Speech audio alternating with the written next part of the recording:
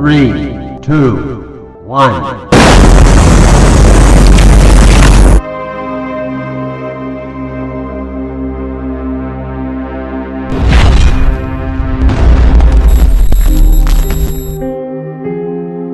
Stay steady and look ahead.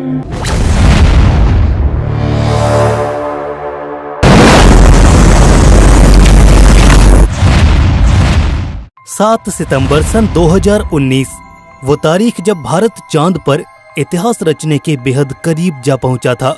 मगर धरती से करीब 3.5 लाख किलोमीटर दूर उस शाम चांद पर एक अनहोनी घटना ने 140 करोड़ हिंदुस्तानियों के सपने पर पानी फेर कर रख दिया था। सालों की कड़ी मेहनत और करोड़ों रुपयों की लागत वाला ये मिशन अपने अंतिम पड़ाव पर जाकर इस हादसे की भेंट चढ़ गया और बदकिस्मती से हमें इस नाकामी का सामना करना पड़ा। मगर हिंद के लोगों का जज्बा पहाड़ से भी ऊंचा और अटल है। महज 4 सालों के वक्त में ही भारत फिर एक बार चांद को अपनी मुट्ठी में करने के लिए तैयार है। जी हाँ, ये है इसरो का चंद्रयान 3 मिशन जो जल्द ही पृथ्वी से अपनी मंजिल चांद की ओर जाएगा।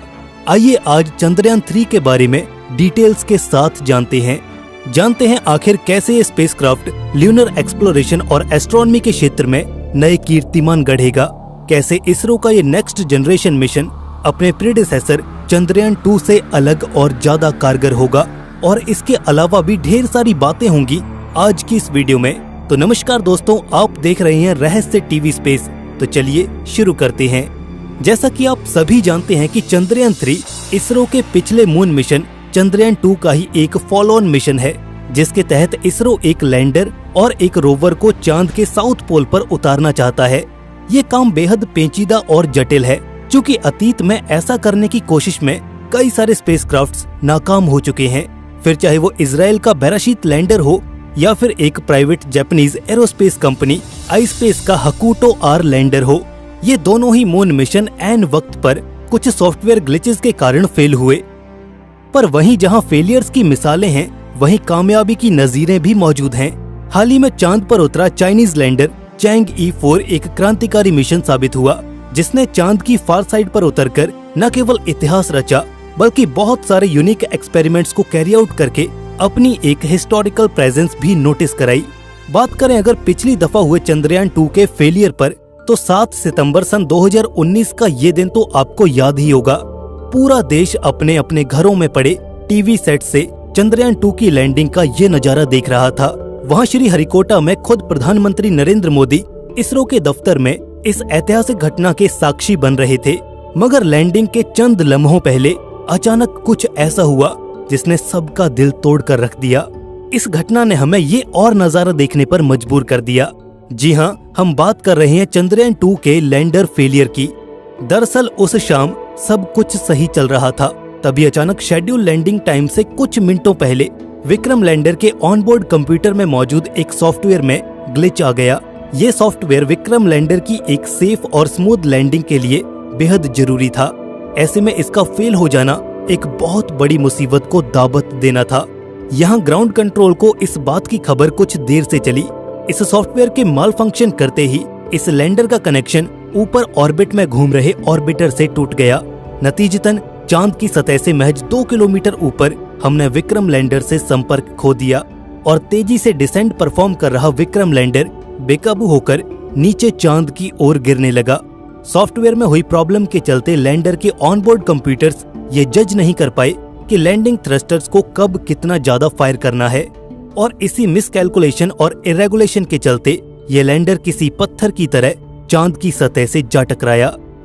ऑब्वियसली चांद की सतह से इतना जोरदार टक्कर के बाद इसे भारी फिजिकल डैमेज पहुंचा होगा, जिस कारण इसरो की तमाम कोशिशों के बाद भी इससे संपर्क स्थापित नहीं किया जा सका।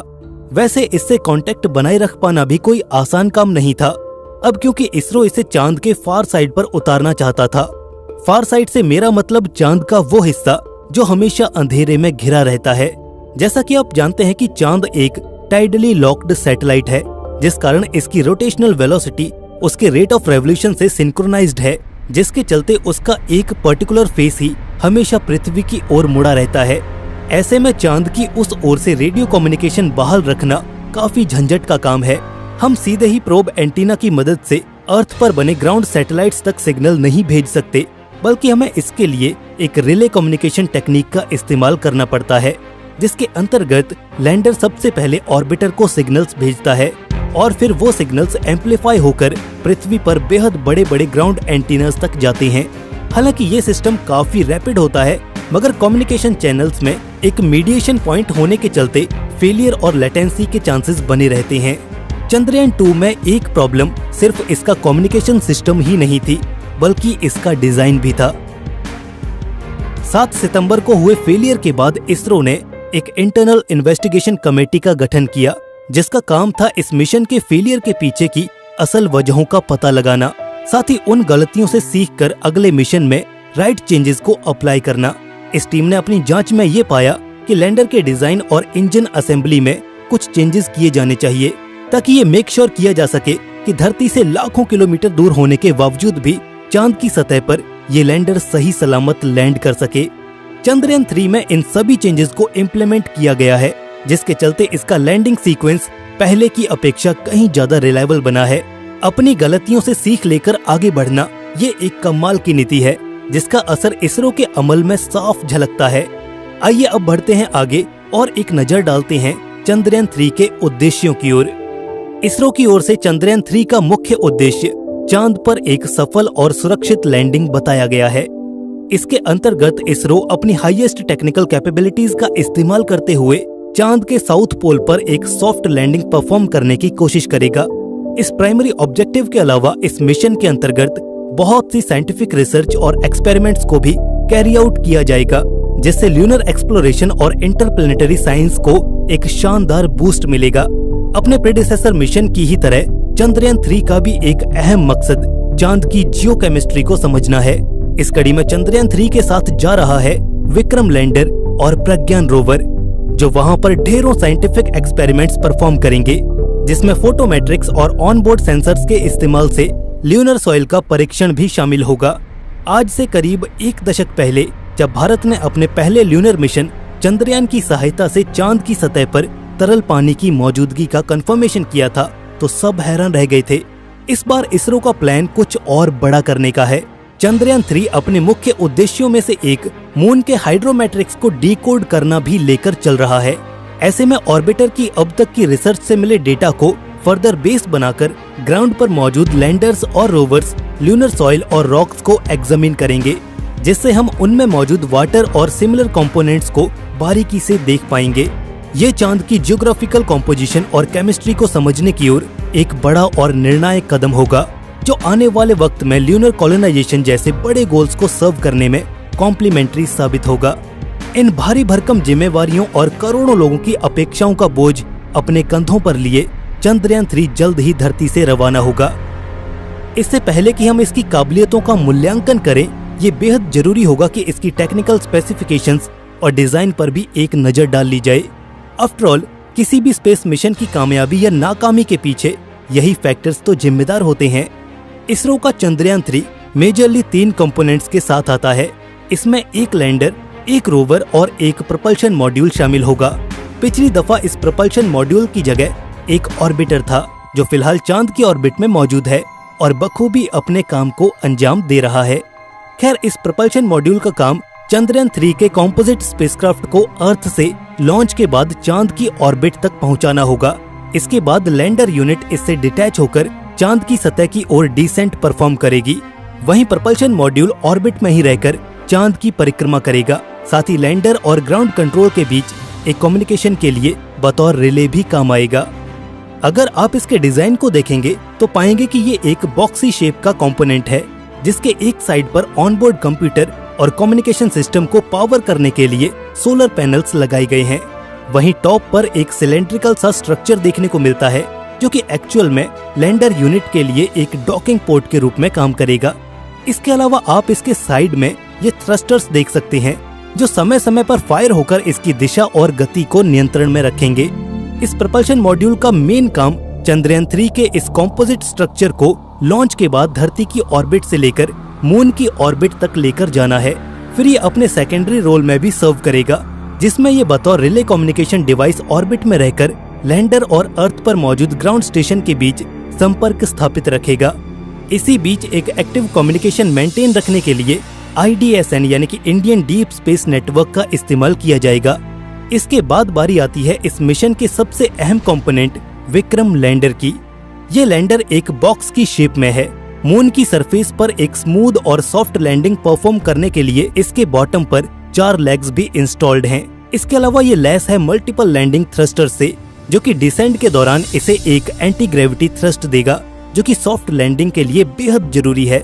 इसके अलावा इसमें वो तमाम साइंटिफिक पेलोड्स और इंस्ट्रूमेंट्स भी मौजूद हैं जो ल्यूनर साइंस को परफॉर्म करने में कारगर साबित होंगे।